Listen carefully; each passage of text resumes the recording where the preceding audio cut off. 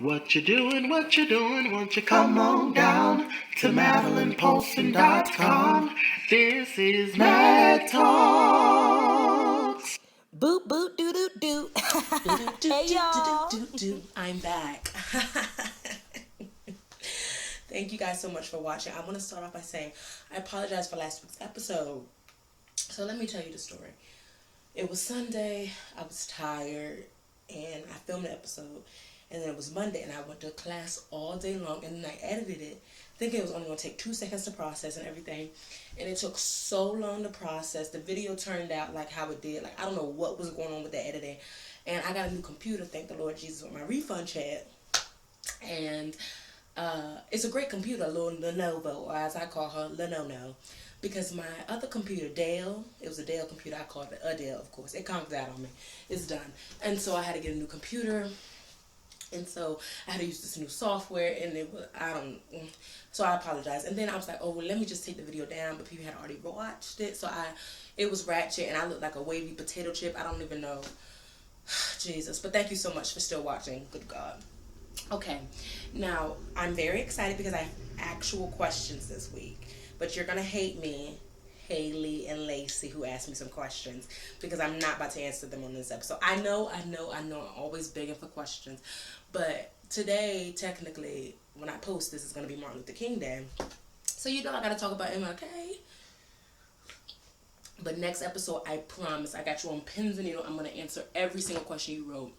Now, I may make up your names because you guys each wrote me about 100 questions, which I very much appreciate. So thank you so much for watching and being my #1 fans.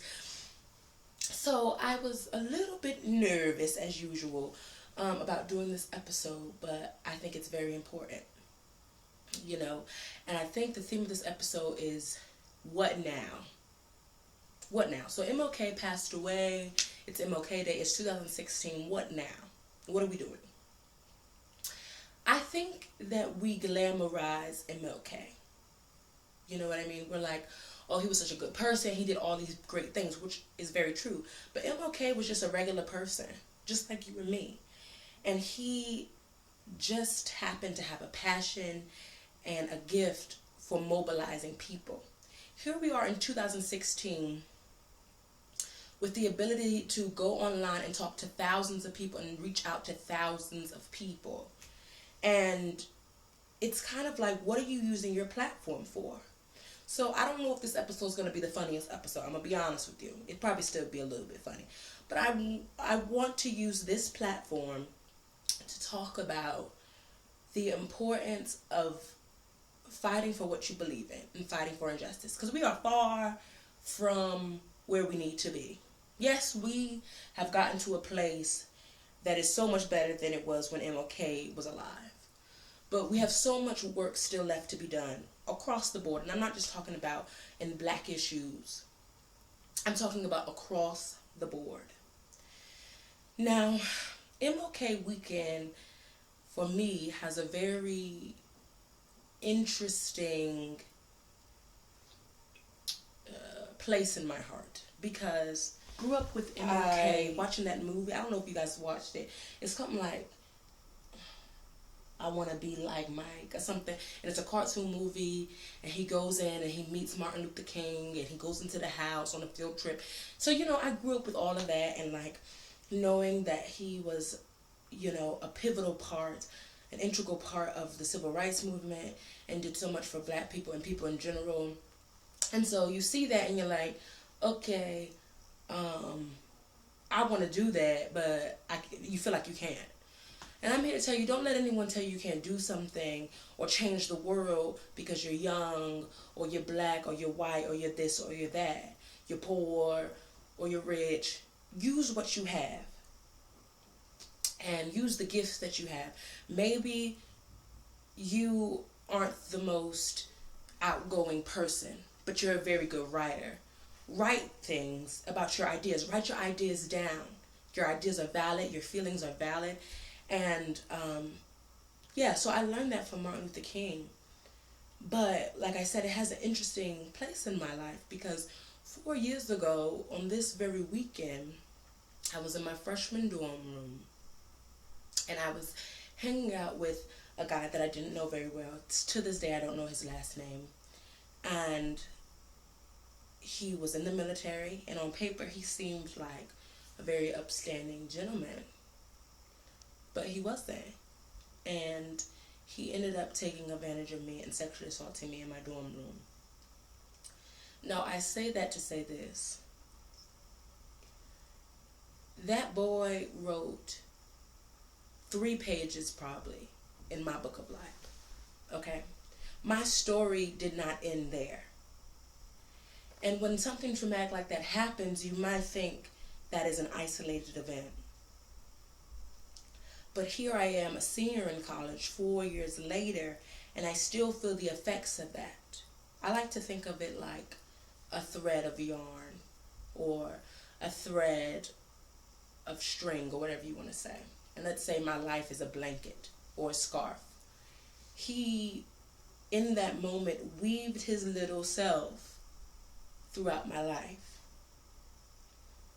But it was up to me to not allow that to affect me to the point where I stopped doing what I was meant to do. And the reason why I told that story, you may be like, okay, Madelynn, that's really terrible. But I feel like unless you have gone through that, or someone very close to you have gone through that, you are very removed from that situation. And your ideas about it may be from a very removed place, right? And so you may hear people on the news, women and men, saying that something similar happened to them. And you may not believe them. Or you may not have sympathy or empathy for them because you've never been in that situation. But you're watching this show, and granted, you probably know me on a personal level. And I'm someone who has been through that. So it's like it happened in your backyard, But I'm taking that experience and I'm using it. You see what I'm saying? Because there's someone who's watching this right now. A woman or a man, a child or an adult, who might have been through something similar. And they're living their life thinking that they will never find anybody to love them. That they are scarred or damaged goods, or have some idea that it was their fault. And I'm here to tell you, it wasn't. And maybe my opinion is very small, I'm sitting in my bedroom with the camera telling you it's not your fault. But I feel like I have an obligation because this is my platform. And that's something I believe in. And something I struggled with, because I wish 4 years ago, when I was sitting on the pink sheets of my bedroom, someone came and told me that it wasn't my fault. And that someone will love me even though there's something traumatic like that happened to me. And so I think that MLK used his experiences and the experiences of his friends to mobilize change and be an agent of change. And I would like to do the same. And I'm sitting here and telling you today that the guy who did that to me probably doesn't know how big of an impact he had on my life. He probably doesn't even know that he committed a crime. But it's my job now to take hold of my life and do better to help other women or men who have been through a situation like that. Because that's what MLK did, And so sometimes change is not about marching, It's not about holding a sign or doing a sit-in. Sometimes change is very quiet. It's very small. It seems minuscule. Sometimes it's just you behind a camera in a lawn chair with a head wrap on, telling your story, hoping that it can speak into someone's life who might be going through something similar. And maybe you've never experienced that firsthand, but you feel broken somehow, or you're hurting, or you feel like your life is worthless, or that if you believe in God, that God made a mistake. He didn't.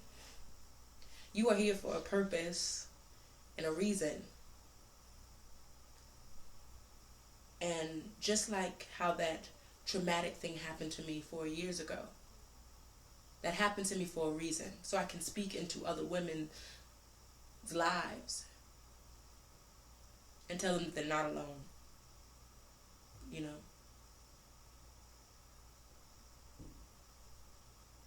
And I'll be honest, some days it's hard. You know what I mean? After that first happened to me, I didn't even want to be in a room alone with the guy, you know? I would cry when a guy touched me. I would cry myself to sleep. But here I am 4 years later, about to graduate a conqueror, you know? That didn't stop me. And it won't stop me. And I won't allow him to write my story. Has life been easy, breezy, beautiful cover girl since then? No.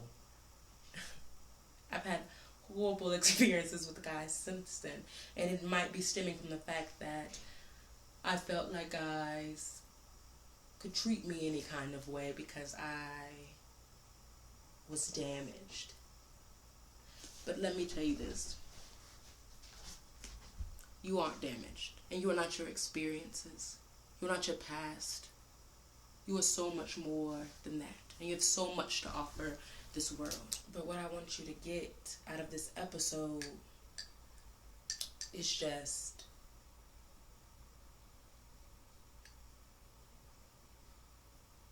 that you can use those things that happen in your life. Your experience is so unique. And no one knows your story like you do. That being said, there's someone out there right now who needs to hear your story. Who needs to hear what you went through. And it may be rough, right? Your voice might shake. And your legs might feel weak. But it's important. I remember I was in a class this year. And we were doing final projects. It was an art class. And a group decided that they were going to do a project on sexual assault. Now, none of the people in the class had direct experience with it. And the girl in the group kept saying, you know, well, it's never happened to me, but blah, blah, blah.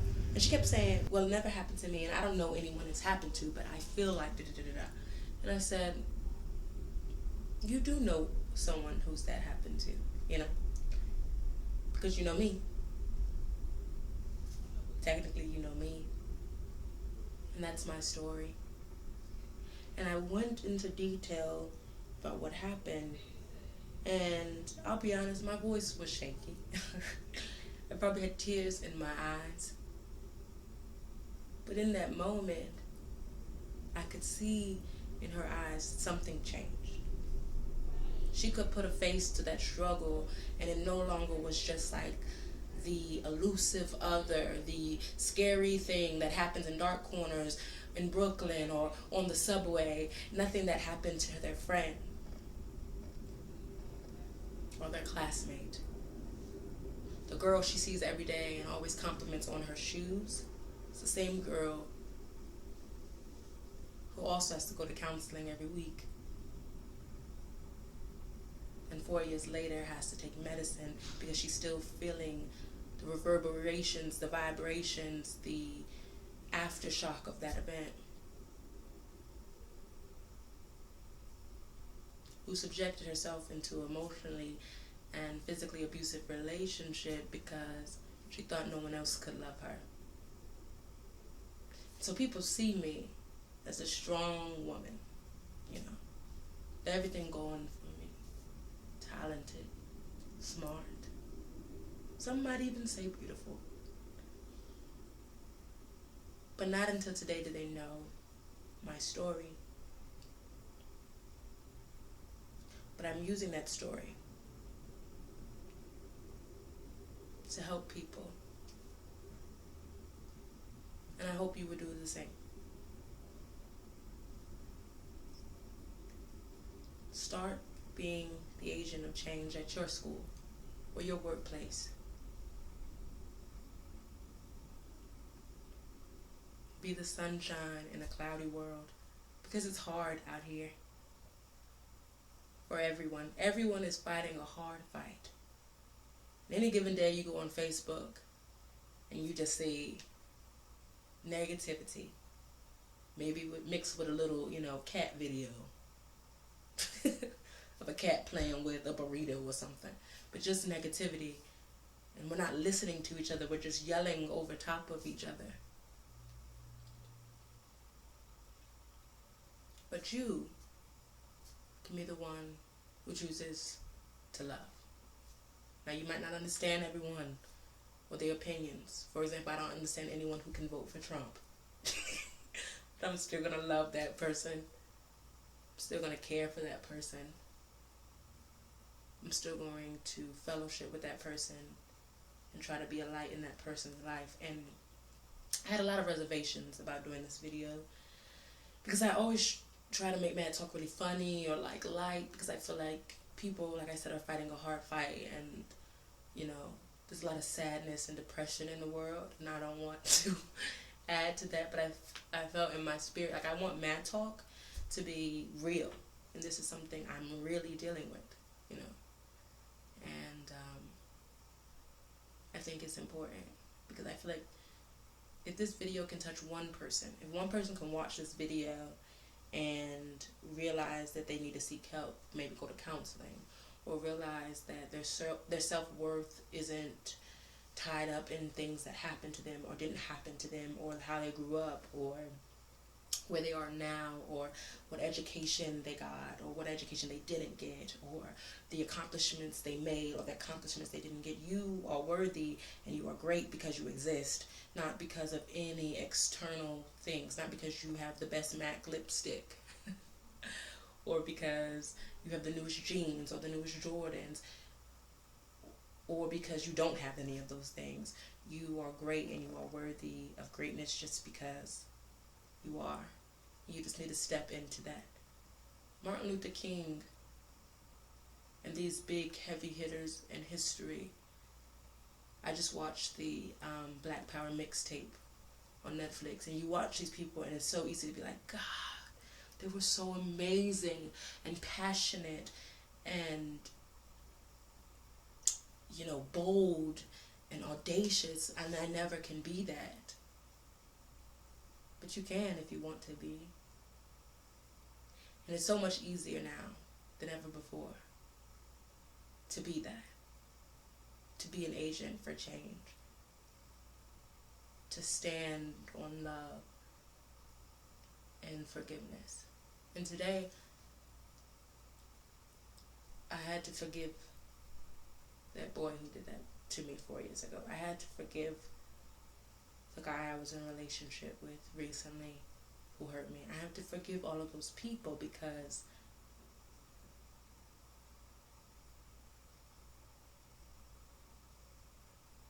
I can't let that be the end of my story. I can't let anger and hate be where the Madelynn Poulson memoir ends. I had a memoir, it would be called Lipsticks and Head Wraps. I don't know what it would be called. Afro Puffs and Cocoa Puffs. Okay, I don't like Cocoa Puffs, so I don't know why I said that. But, yeah. So I hope you have a great day off from school, if you do, like I do. But I also hope that 2016 will be a time where you do something different, and you go out on a leap of faith, and you try to be a light in the darkness. And we talk so much about how terrible conditions of the world are, and la-di-da-di-dee, but what are we doing to change them? What are we doing, with our personal responsibility to change the way the world is today. It's not enough to put a hashtag on Twitter. It may make you feel good, but that's not enough. Talk to people, touch and agree. I sound like I'm 75 years old. Have the hard conversations. Be a friend. Go to people who are hurting. Hold them. Write letters. Take care of one another. I hope I can do that too. So, thank you for watching this episode. I know it was very different. It's not the same like hippity hoppity zippity zoppity, but I feel like it was necessary. And to Haley and Lacey, I will answer your questions. Do not worry. They're going to be answered. And everyone else who's ever wrote me a question, who might write me a question after this, I will answer them. Thank you guys so much for watching. It's been a crazy ride. I can't believe this is my 4th episode, which means I've been doing this for a month. Crazy. But thank you so much for watching and always supporting me in all my crazy endeavors. I'm so blessed to have friends like you, and I can't wait to see you next week with something a little bit more light and something funny, hopefully. XOXO Maddie P. Also, I'm drinking chamomile milk tea. Okay, let me just say this. For the next about 16 episodes, I'm going to be having chamomile tea because I went to the neighborhood Walmart and all they had was chamomile tea. They don't have the variety pack that I love. I love the variety pack where it gets you get a bedtime tea, a chamomile tea, a honey tea, a lemon zinger tea. But all they had is like this fruit tea.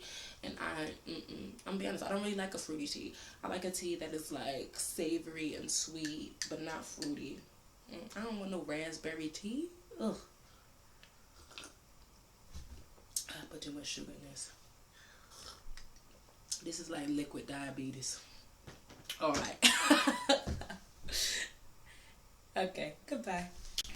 What you doing, won't you come on down to MadelynPoulson.com. This is Mad Talks. Boop, boop, doo, doo, doo. Hey, y'all.